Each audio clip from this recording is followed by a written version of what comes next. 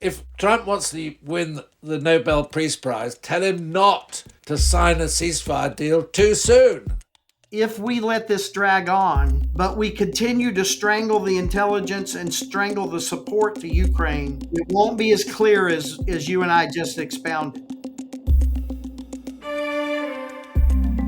Hello and welcome to One Decision. I'm Christina Ruffini, and I'm joined today by co-host Sir Richard Dearlove, of course the former head of Britain's MI6. The voice you just heard was retired General Philip Breedlove, whose illustrious career commanding U.S. forces abroad, including as the head of NATO, has continued to shape U.S. air strategy both domestically and in Europe. He joins us to talk about how current U.S. policy is impacting allies, especially in Europe and Asia, how Ukraine's military innovations, despite their smaller footprint, are giving them actually an advantage in the Black Sea, and why timing is the key factor in negotiating a ceasefire with Russia. Let's take a listen.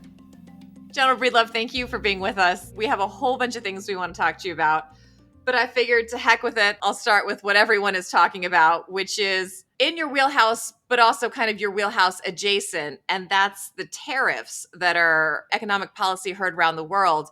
And I just wanted to get kind of your impressions on them from a national security standpoint and from someone who's worked very closely with NATO, with the EU, with forces all around the world. If you were still in your old position, would you be banging your head against a very secure desk right about now? Or does this not impact, military readiness all that much, at least not yet? Well, I think it will eventually, maybe not in the immediate short term. We are an alliance that needs to be completely compatible when it comes to kit and software and things like that. And we really need to get almost past compatible to interchangeable. And that means that we should be buying things from Europe and Europe should be buying things from us. This allows us to make sure that we're got the right kind of mix, but everybody can communicate both electronically and by voice across the many pieces of equipment we use. And this is where I see the biggest impact. I mean, already we see European nations talking about, is the United States dependable? Will they be there for us? Will they turn off our equipment if they don't like what we're doing, kind of thing? But the fact of the matter is, people were worried because America is seen as being less reliable. And so I think in the end game, if we don't get this sorted out pretty soon, the alliances and our EU partners, et cetera, might start making decisions that will make us less compatible, less capable of interoperability or interchangeability, which is that ultimate goal. But there's also the significance of, pushing other countries into other alliances that might spill over into military collaboration, intelligence collaboration. What's your take on any of that, Sir Richard? I think that's a pretty alarmist conclusion. I mean, I think I've said this to you before. Don't be distracted by optics. Think about outcomes. And we don't actually know what the outcomes are going to be yet. And I mean, frankly, the idea that sort of Japan will end up cooperating militarily with China is just unthinkable. There's no way that the Japanese are going to move in that direction. It's just not. I think what I would look. I've just come back from Spain. I mean, what I would say is there's massive nervousness and uncertainty, and there's a big need for reassurance because all of these people who, they're sort of senior Spaniards in very influential positions, ex-head of intelligence, big business, and they're all so dependent on a world. Okay, and okay, we accept that world is changing, but the element of uncertainty as to which way, I wouldn't say the administration, but Trump might jump next, is causing massive levels of anxiety. I guess that's what the problem is. I'm not as alarmist and as not as pessimistic as a lot of people are saying. But on the other hand, I would like to see some element of reassurance. And I mean, what's interesting is that you've got Trump unpredictable, particularly when he's in Mar-a-Lago as opposed to when he's in the White House. I mean, I think there are two Trumps almost. When he's in the White House, surrounded by people who we know and understand, who are bright, and we may disagree with their politics, but they are really clever, able American bureaucrats, if you see what I mean. Okay, I mean, the whole tariff thing has had a huge psychological impact. But my own feeling is that over time, this will moderate. Some of the lumps will be ironed out. I mean, in some instances, I'm actually quite sympathetic, I have to admit, to some of the lines that Trump has taken. But I think, it's too early to draw conclusions. The only thing I would like to say, this excessive uncertainty is dangerous. So can you talk to us a little bit about just your career and your experience and kind of where you ended up working with NATO in Europe? Because I want people to understand, you have a lot of experience in this area. I started off in the military like most other young military people. My job for 24 years was to fly F-16s and lead others who fly F-16s and deploy them to our nation's wars and do my job. But then later in life, of course, as you get more and more senior, you move up in responsibility. And frankly, the further you move away from the troops, the closer you move to the nations around you. You become almost a military ambassador. And I lived in Europe 8 times. I had 8 different assignments across 4 different nations in Europe.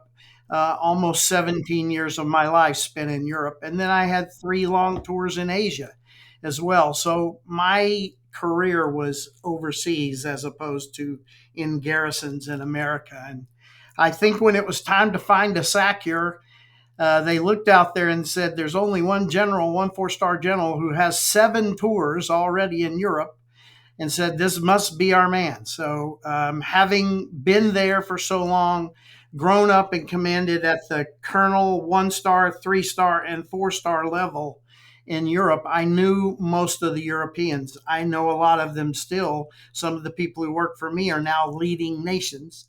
I think I have to say there's a commonality in our careers. You have a lot of fun as an operational officer doing operational stuff, and then suddenly you get up to another level and the world changes and you have to be ambassador, you have to be political, you have to be a messenger. I mean, I was in the intelligence service for 38 years, so I think we actually have probably quite a lot in common. So, Richard, we like to say at some point in your career, you got to learn how to put your fancy pants on. That's pretty much the same. And I must say I had more fun when I was at the operational level.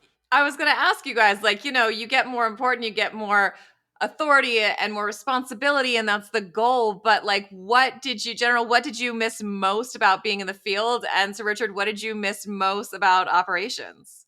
For me, it was being with the troops. The closer I was to the people who were actually doing the fighting, the happier I was. The further you get away with it, your duties become much less about the fight, and it becomes more about enabling the fight and working with the people you're fighting with and for. And that's a little harder. I can remember my first trip to the palace in Afghanistan. These things are not easy.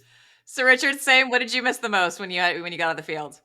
The operational stuff, doing difficult things with colleagues, teamwork, supporting each other, having hilarious drinks after the tension was over. I was going to say being part of a tribe, if you can understand what I mean if I say that. But then you get detached. You lose a lot of friendships, actually, because of the way when you move up, the relationships become different because of your responsibilities. And okay, they're engaging, extraordinary and super interesting, but it's not quite like the buzz you get at the level, when you're on your way up. I mean, I don't know, I really do. And I did some pretty weird stuff. And of course, once you're at the top of the service, you don't, because you're living in a sort of capsule and you've got so many people around you that you don't have that opportunity to escape. So when you get to the top, when you were at NATO, you worked a lot on coordination and air strategy operations, particularly with Europe and Africa. Yes, I had done the air work before when I was the commander of NATO AirCom and the U.S. Air Forces Europe and U.S. Air Forces Africa commander, but I moved from that position up to SACEUR. It's a kind of a audacious title, but it's Supreme Allied Commander Europe. It is the best title in the military, as we've talked about on this podcast. It is like Supreme Allied Commander is really hard to beat. Sir Richard will remember this. We were purring along on how to draw down Afghanistan.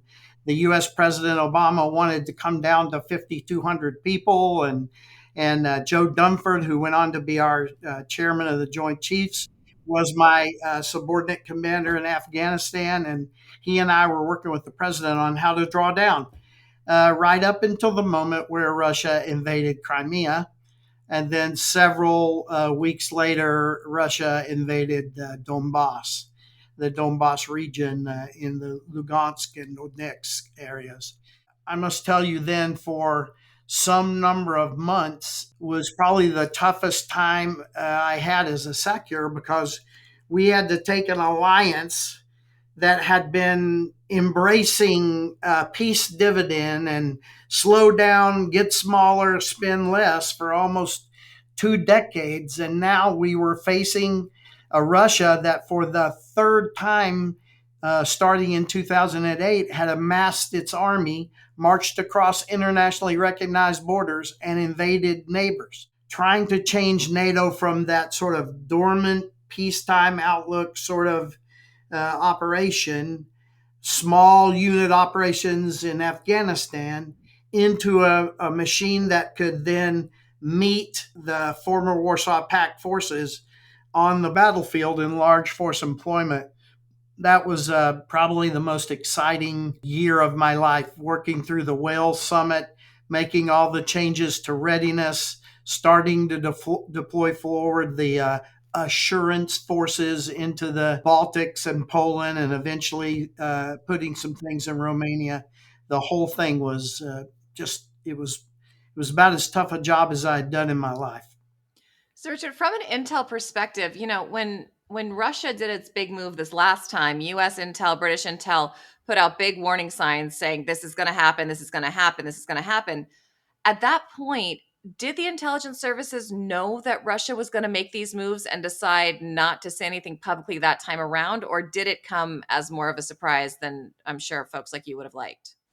The answer is I'm not sure, because I wasn't in service at the time, so I can't give you and even if I had been, I probably couldn't give you a definitive answer. And I think that Putin instinctively understood that the West was not going to go to war over Ukraine.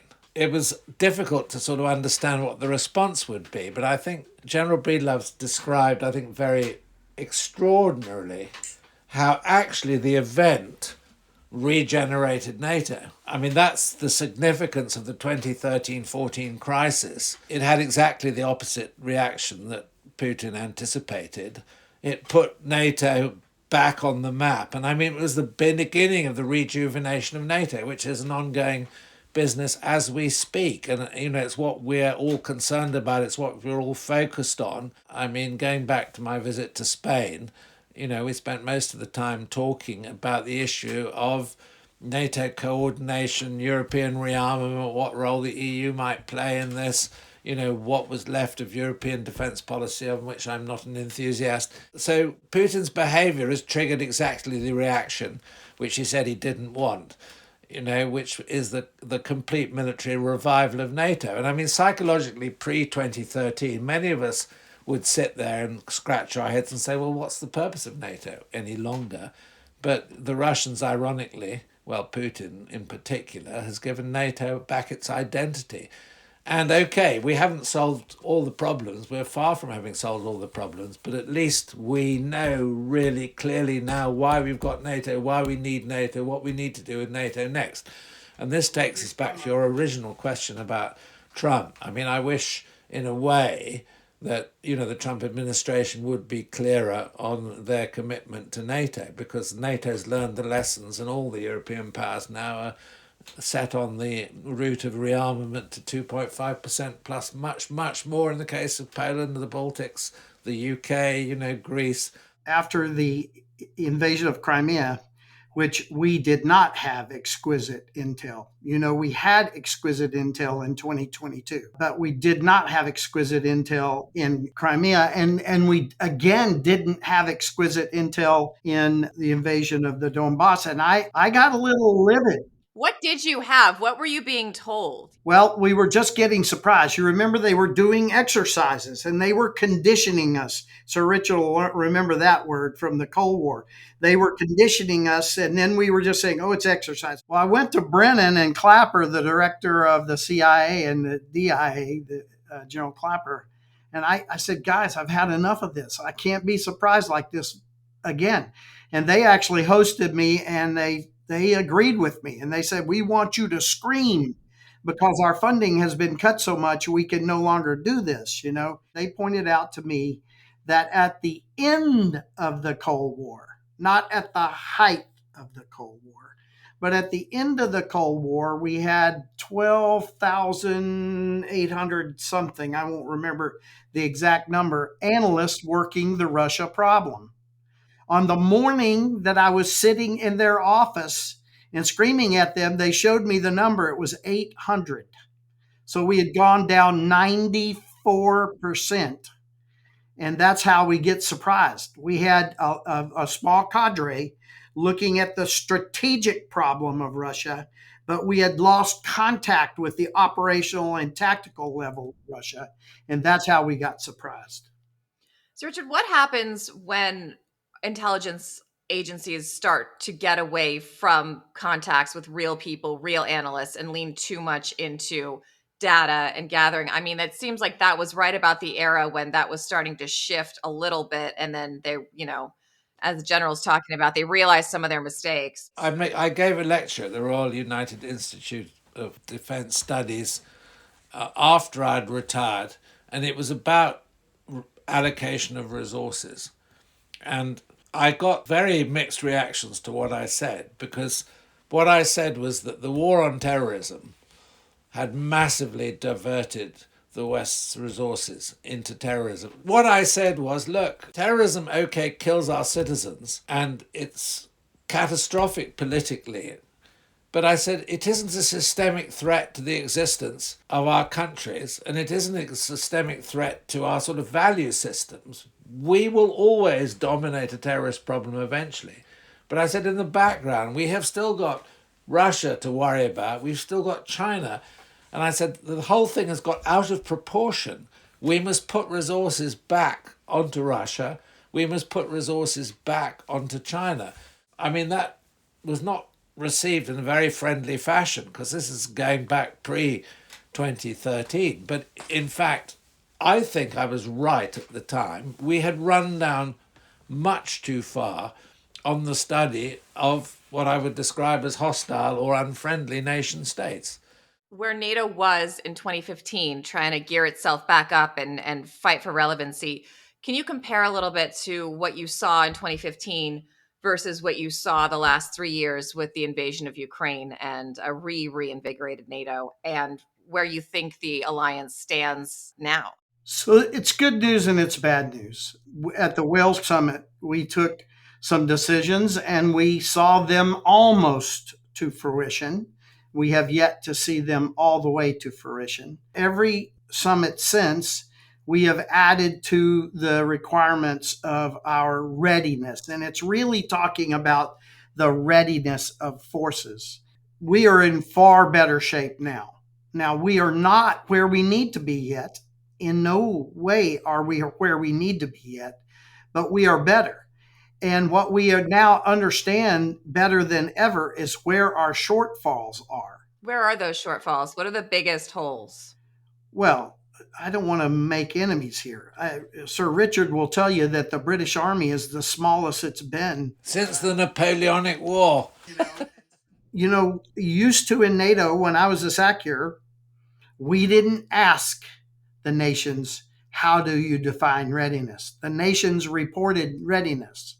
When the forces came across the border into Donbass, this particular nation was very worried that they were going to be next, and they had 12 units.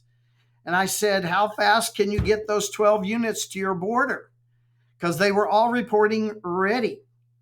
Well, what we learned was two of the units were on 45-day readiness. 10 of their units were on 365-day readiness. I don't want to get Protestant here on you, but we had to have a come to Jesus in NATO about what readiness was and getting everybody to understand how they were all addressing readiness, because readiness costs money. It's not really flashy to tell Congress, I need to do exercises, I need to buy practice. And they're wanting to talk about ships and airplanes and tanks and all of that. So we really were back then not ready. And we are still not as ready as we should be, but we are much more ready than we were in the winter of 13 and 14. We've had plenty of time to learn the lessons. We've been rather slow in picking them up. Suddenly there's an acceleration, suddenly there's a change. But the problem now is that to rebuild these militaries, with the right state of readiness, the right equipment, the right amounts of ammunition, all the rest of it, it's expensive. It has to happen. It's going to happen.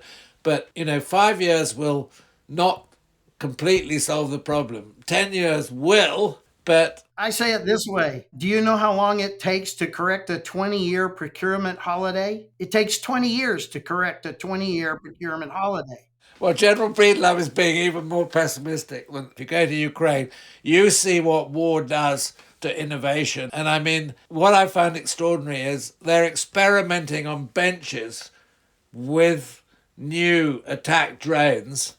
They've got them flying on the battlefield 8 weeks later, 6 to 8 weeks later. And another 6 to 8 weeks later, they've got them in production. There's no question that war drives innovation. One of the remarkable things, and General, you've spoken about this a little bit, is the Ukrainian operations that have been successful without a lot of help from the US and without a lot of help from Europe. And this Trump versus Zelensky ongoing battle of, especially after the Oval Office blow up, US stopped sharing intelligence with the Ukrainians, and everyone was very rightfully concerned about that. But General, talk to us about how the Ukrainians have been able to keep going and keep being successful, sometimes without. Well, I think the most extraordinary example is what I call the Battle of the Black Sea. The Ukrainians, they had one ship and they sank it so that the Russians wouldn't take it. So now, really, Ukraine started the Battle of the Black Sea with zero capital assets meaning large fighting vessels in their fleet. Zero. I believe everybody who follows any military history or study will tell you that Ukraine has completely defeated the Russian Black Sea fleet. They're all hiding in the southeast part of the Black Sea, and they will not venture towards Crimea because they'll sink if they go up there. This whole innovation and it's bigger than the little mosquito boats and things. If you look at the last 2 or 3 big ships that they sank, they were employing air drones to distract radars and fire, and then they were doing a dance of mosquito boats choreographed to get 1 or 2 through to blow up big ships. And they have fully 100% defeated Russia's Black Sea fleet with all these little innovative things and zero, I'll say it one more time, zero capital assets.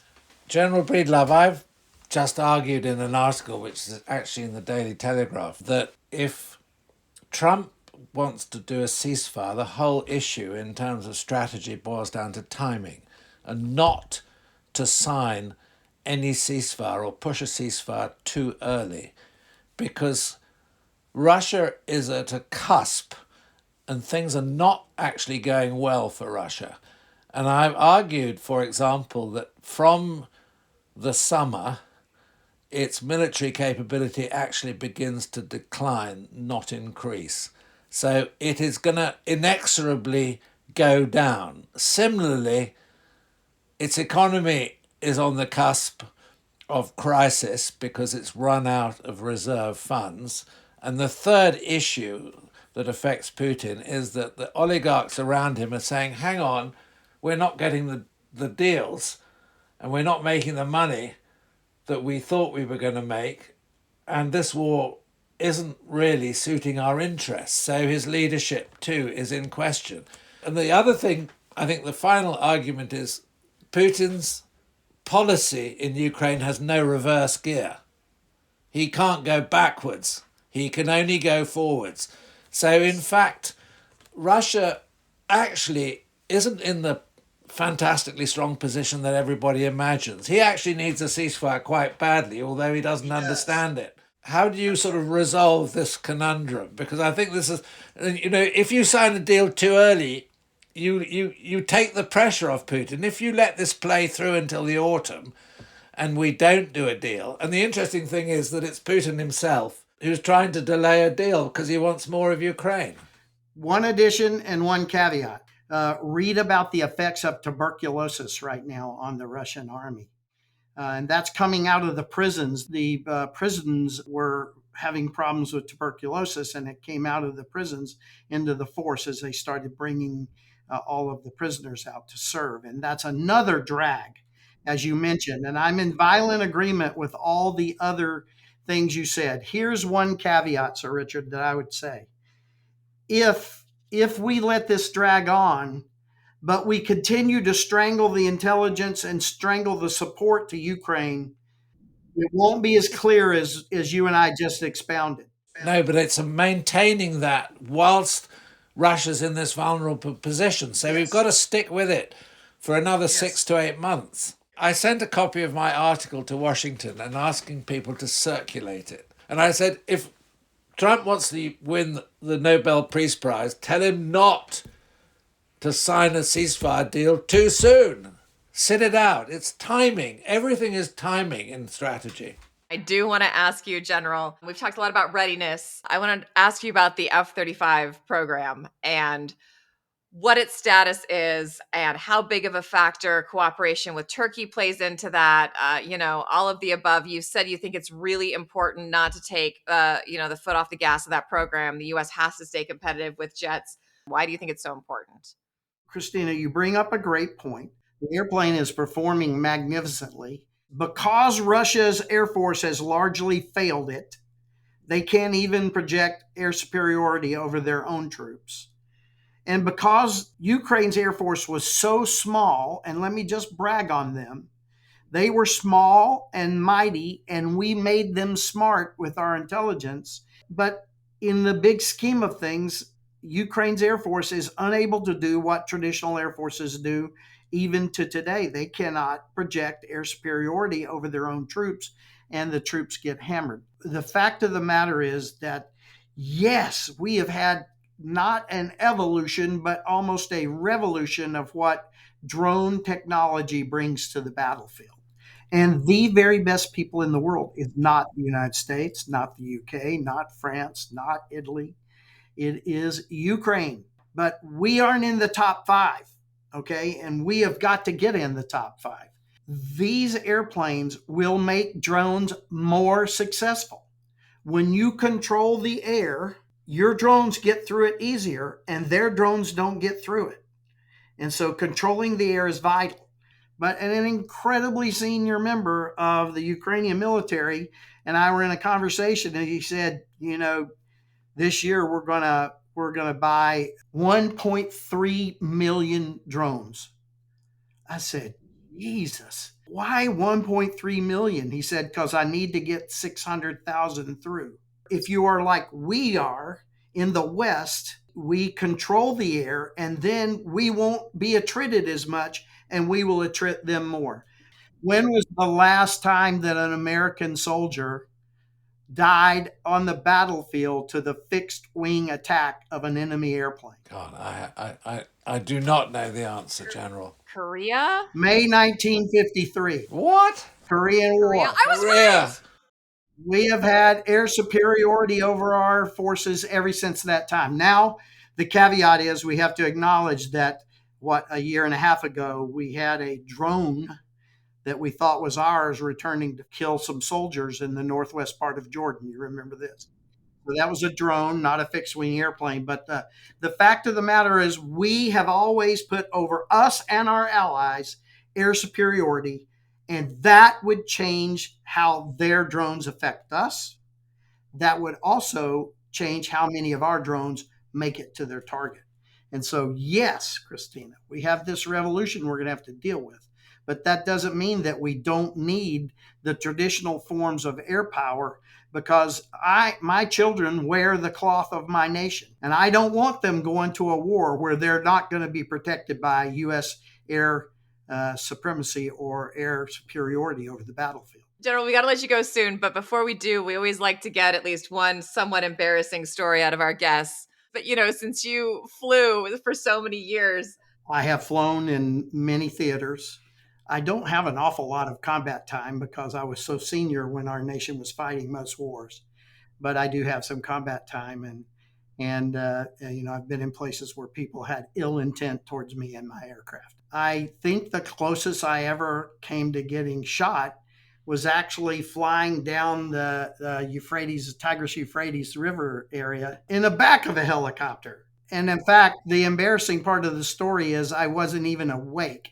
I have this bad propensity that when and all of my aides and executive officers who've worked with me, they say the same thing. When General Breedlove gets in a helicopter, especially if it's hot and we're in our battle rattle, all of our gear, they say it's about the fourth whoop, whoop, whoop, whoop, and he's sound asleep.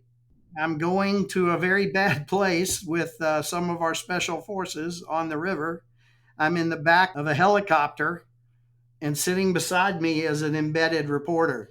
Sure enough, I don't think we were off the ground and I was already asleep. And we're flying, and all of a sudden I felt this just gross, wet feeling on my leg.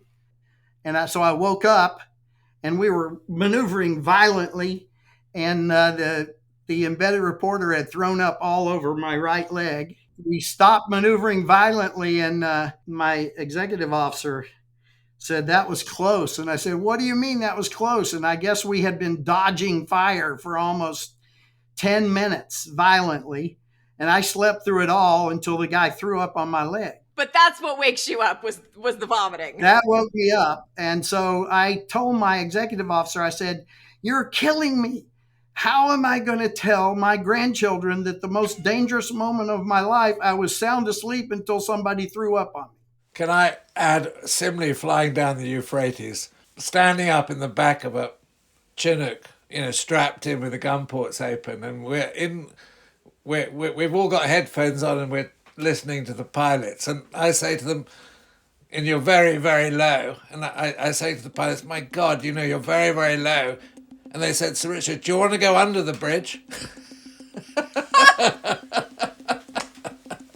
So you were backseat driving, but in a helicopter. In a helicopter. I said, "No, I prefer if you just hop over it." Because, of course, if you fly very low, very fast, you're much, much safer. Anyway. General, thank you so much. That was a great conversation. I love that. Come back anytime. Thank you for your service. And on we go. I guess we'll see where all this lands and come back in 6 months to see which of our pessimistic projections were most accurate. Great to talk to you both. Thanks very much. That's it for this week's episode of One Decision. A special thank you to our guest, General Philip Breedlove.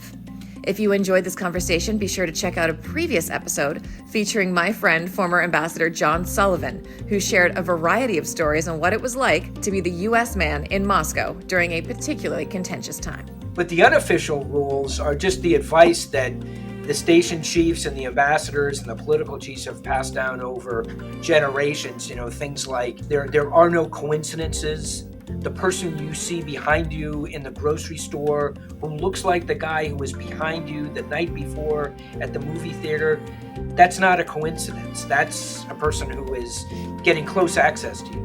As always, for more exclusive content, be sure to check out our website, onedecision.com, and our YouTube page. I'm Christina Ruffini from the whole team here. Thanks for listening.